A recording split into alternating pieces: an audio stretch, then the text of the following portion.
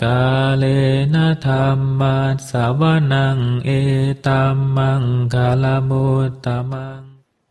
Penuturan syair Dhammapada di video ini ditujukan untuk kita renungkan. Penuturan bahasa Palinya bukan sebagai sarana pembelajaran pengucapan bahasa Pali yang benar. Meskipun demikian, penutur tetap berusaha sesuai kemampuannya untuk mengikuti aturan pengucapan menurut tata bahasa Pali. Namun dengan segala kerendahan hati, penutur memohon maaf atas kesalahan yang terjadi, baik dalam pengucapan maupun dalam pelantunan bahasa Pali dari bait-bait Dhammapada ini. Untuk syair Palinya, penutur memilih membacakan dari hard copy kitab Pustaka Dhammapada Pali Indonesia yang diterbitkan oleh Sangga Theravada Indonesia.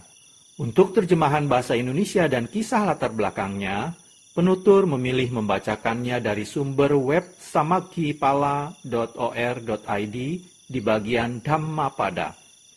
Semoga syair Pali Dhammapada beserta arti dan kisah latar belakangnya ini dapat kita renungkan sehingga membawa manfaat kebijaksanaan bagi kita semua.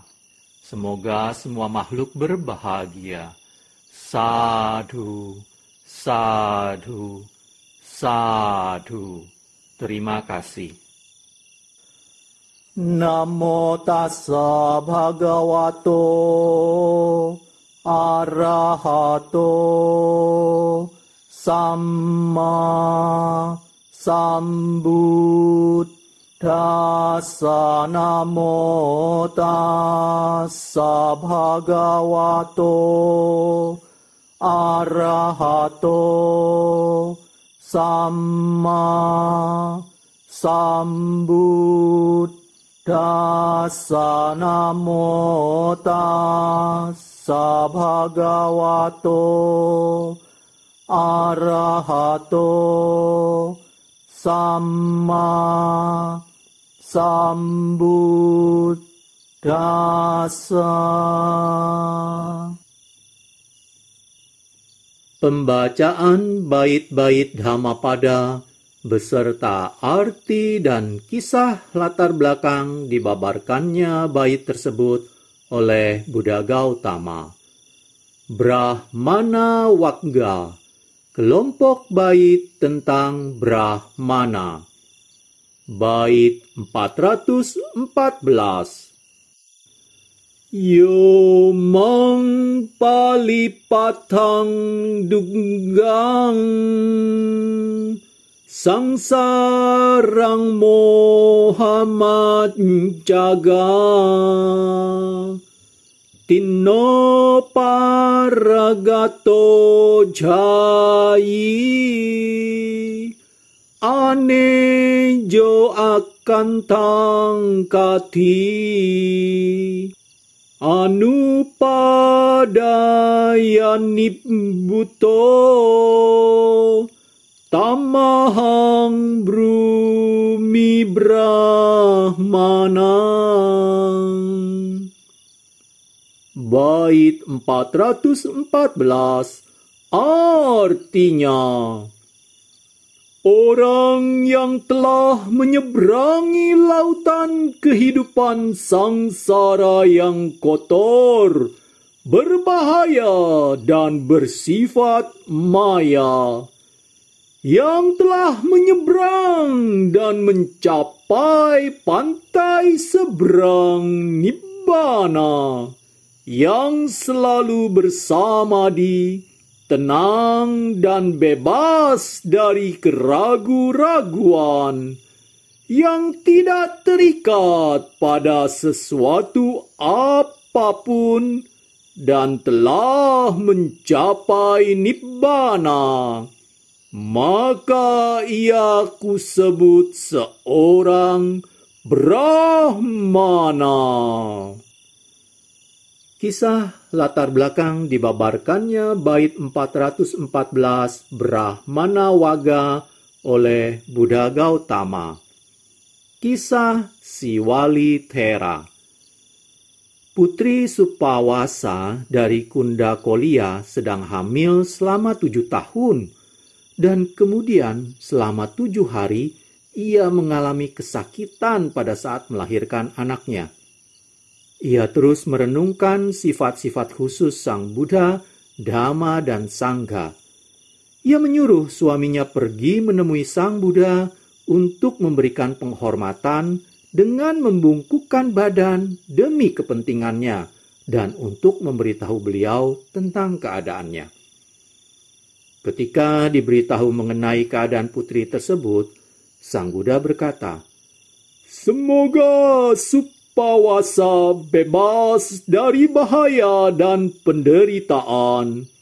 Semoga ia melahirkan anak yang sehat dan mulia dengan selamat." Ketika kata-kata ini sedang diucapkan, Supawasa melahirkan anak di rumahnya. Pada hari itu juga, segera setelah kelahiran anak tersebut, Sang Buddha beserta beberapa biku diundang untuk datang ke rumahnya. Dana makanan diberikan di sana, dan bayi yang baru saja lahir memberikan air yang sudah disaring kepada Sang Buddha dan para biku. Untuk merayakan kelahiran bayi tersebut, orang tuanya mengundang Sang Buddha dan para biku ke rumah mereka untuk diberikan dana makanan selama 7 hari. Ketika anaknya tumbuh dewasa, ia diterima dalam pasamuan dan sebagai biku, ia dikenal dengan nama Siwali.